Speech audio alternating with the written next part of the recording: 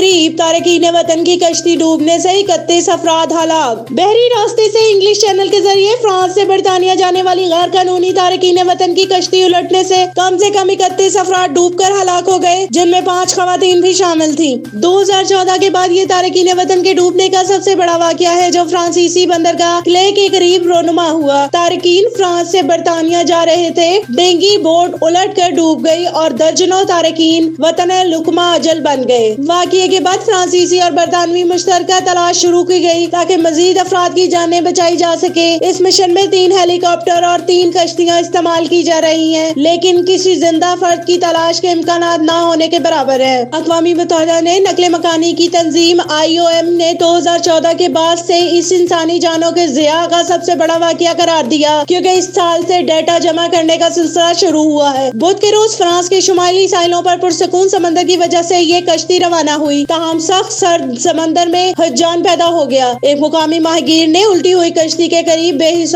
हरकत इंसानों को देखकर मुकामी इंतजामिया को इत्तला दी। इस वाकये पर अफसोस का इजहार करते हुए फ्रांसीसी वजीर आजम सा कसरस ने कहा, जराइम पेशा स्मगल्स इंसानी जानों से खेल रहे हैं और इनकी हमदर्दियां मरने वालों के साथ है। उन्होंने मजीद कहा कि फ्रांस से बरतानिया जाने वाले मशहूर समंदरी राहगीर गुजर द चैनल को पनाह गजीनों का कब्रिस्तान नहीं बनने दिया जाएगा। ताहम दीगर इमदादी इदारों ने तस्दीक की है कि अब तक इस वाकये में 2 अफराद को जिंदा बचा लिया गया है।